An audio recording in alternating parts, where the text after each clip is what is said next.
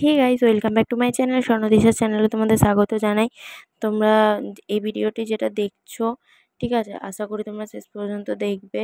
তো তোমরা দেখো, আমি এখানে কড়াইতে দিয়ে দিয়েছি ঘি, আর ঘিটা যতক্ষণ গরম হচ্ছে এর মধ্যে দিয়ে দেবো কালো জিরা আর জিরা ফোড়ন। আর তোমরা এখন বলতেই পারো যে তুমি দিদি তেল ছাড়া রান্না করবো বলে ঘি দিয়ে কেন রান্না করছো। হ্যাঁ, আমি তেল ছাড়া রান্না করছি, কিন্তু ঘি দেবো না এটা তো বলিনি। বাচ্চাদের পক্ষে ঘি হচ্ছে একটা পুষ্টি সম্পন্ন জিনিস, সেটা তো দিতেই হবে বাচ্চাদেরকে। আর আমি এর সাথে দিয়ে দিলাম পেঁয়াজ, ঠিক আছে। পেঁয়াজটাকে একটু ভালো করে একটু লাল লাল করে ভেজে নেব, ঠিক আছে। এটা পেঁয়াজটাই আমি গুঁড়ো গুঁড়ো করে কেটে নিয়েছিলাম। আর এর সাথে আমি কেটে নিয়েছি গাজর আর মিষ্টি আলু, ঠিক আছে। তোমরা চাইলে যে কোনো অন্য সবজিও দিতে পারো, যে কোনো সবজি, ঠিক আছে। কুমড়ো, ঠিক আছে, বা লাউ বা আলু বা গাজর, যেটা তোমাদের মনে হবে দিতে পারো। কিন্তু বাচ্চাদের সবজির মধ্যে গাজর, মিষ্টি আলু এটা খুবই পুষ্টিদায়ক, তার জন্য আমি এটাই কেটে নিয়েছি। আমি অন্যদিন অন্যরকমভাবে করে দিই, ঠিক আছে। আর তার মধ্যে আমি ভিজিয়ে রেখেছিলাম হচ্ছে একটু সাবু আর একটু মুগ ডাল, আমি গরম জলে ভিজিয়ে রেখেছিলাম। তোমরা চাইলে ঠান্ডা জলেও ভেজাতে পারো, যেহেতু আমার একটু তাড়াহুড়ো ছিল তার জন্য আমি গরম জলেই ভিজিয়েছি, ঠিক আছে। তোমরা যদি চাও 2 ঘন্টা আগে থাকতে ঠান্ডা জলে ভিজিয়ে রেখো, তাহলেও হবে। দিয়ে দিলাম স্বাদ মতো নুন, দিয়ে আমি এটাকে একটু ভালো করে নেড়ে নেব।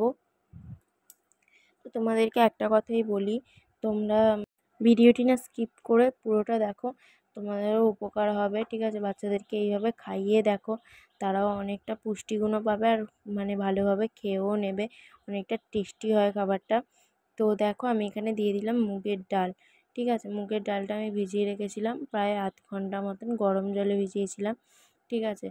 তো তোমরা চাইলে ঠান্ডা জলেও ভেজাতে পারো। মুগের ডালটা আমি দিয়ে দিলাম। এরপর আমি দিয়ে দেবো হচ্ছে জল, জল দিয়ে একটু ফুটিয়ে নেব, তারপরে আমি সাবুদানাগুলো দেবো। মুগের ডালটাকে একটু নেড়ে নেবে ওই ঘিটার মধ্যেই, ঠিক আছে। তারপরে জল দেবে, আমি তারপরে জল দিয়েছি। তো দেখো, একটু হালকা ফুটিয়ে নেব, নিয়ে তারপরে আমি সাবুদানাগুলো দেবো। তার মধ্যে আমি এখানে দিয়ে দিচ্ছি হচ্ছে জিরা, জিরে গুঁড়ো আর কি, ঠিক আছে, জিরে গুঁড়ো। আর দেবো হলুদ গুঁড়ো, ঠিক আছে। আর কিছু দেবো না, এতেই ওদের টেস্টটা হয়ে যাবে। জিরে গুঁড়ো দিয়ে দিলাম, আর দিয়ে দেবো হলুদ গুঁড়ো। তো দেখো, এটা এদিকে ফুটতে থাকুক। আমি তোমাদের একটা কথাই বলি, তোমাদের যদি ভিডিওটি ভালো লাগে তোমরা অবশ্যই শেষ পর্যন্ত দেখো, আর যারা শেষ পর্যন্ত ভিডিওটি দেখছো তাদেরকে অসংখ্য ধন্যবাদ।